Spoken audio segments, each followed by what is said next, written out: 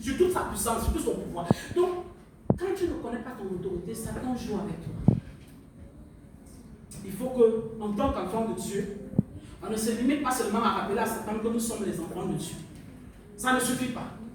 Parce que si Dieu voulait tuer Satan il y a longtemps, il a fini avec lui. À la base, Satan lui sert. Il est utile pour Dieu, peut-être il n'est pas utile pour nous. Parce que Satan, Dieu utilise souvent Satan même pour nous, contre nous. À des moments, quand tu es dans ta posture, tu te sens à l'aise. Dieu permet à Satan de venir te châtier un peu, pour te réveiller. Et tu vas voir qu'il te persécute un peu là, c'est quand tu te lèves dans la prière. Comme Dieu ne peut pas te persécuter parce qu'il n'est pas un persécuteur. Il va donc envoyer le persécuteur pour dire va un peu le persécuter parce que depuis là il est trop à l'aise. Il va venir te toucher un peu 2 jours. Tu vas te lever en pleine nuit. Et puis, tu vas dire tu ne touches pas son âme parce que son âme appartient. Elle m'a donné sa vie m'appartient, son âme m'appartient. C'est ce qu'il a fait avec Job. Ou bien, c'est pas ce qu'il a fait avec Job. C'est ce qu'il a fait avec Job. Il a dit va le toucher un peu. Mais tu ne touches pas son âme. Satan ne pouvait pas toucher à l'âme de Job parce que l'âme de Job appartenait à Dieu.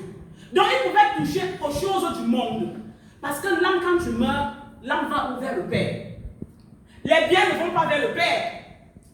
Donc voilà, Satan a joué avec les biens. Même la chair que Satan a touchée, la chair meurt dans la terre, sa retourne poussière. Donc ce n'est pas la terre qui monte au Père. Donc le Père lui a donné l'autorisation de jouer avec ce qui ne monte pas à lui. Et il lui a dit, tu ne touches pas ce qui m'appartient, son âme. Donc, si Dieu voulait tuer Satan, il l'aurait déjà tué, mais il a déjà fixé son temps où il en finira avec lui. Mais entre-temps, tu fais quoi? Il te dit de prendre l'autorité.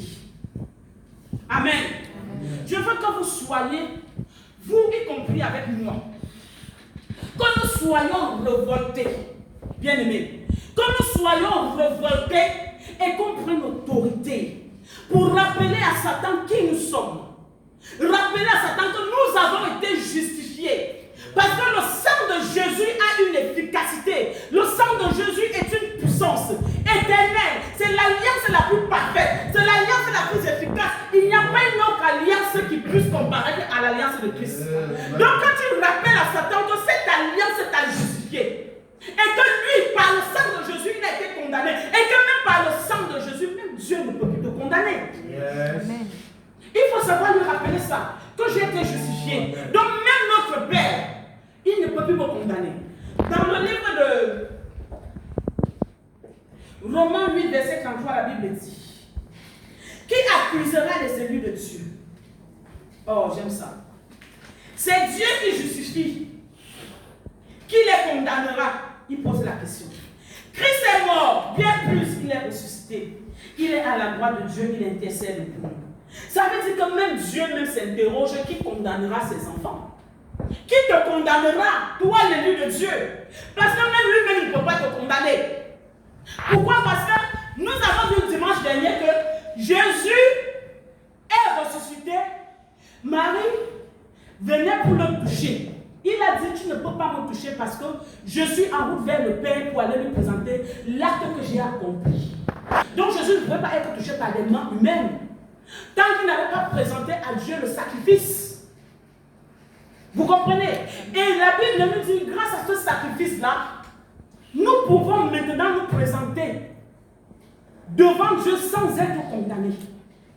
Dieu ne peut pas nous condamner à cause du sang de Jésus. Amen. Mais pourquoi est-ce que Satan nous condamne? Parce qu'on ne connaît pas nos autorités. Et il sait que nous ne connaissons pas nos autorités. Voilà pourquoi il joue au jeu de ping-pong avec nous. Donc il faudrait que tu arrives au niveau où tu connais l'autorité. Je racontais à ma grande soeur la prophétesse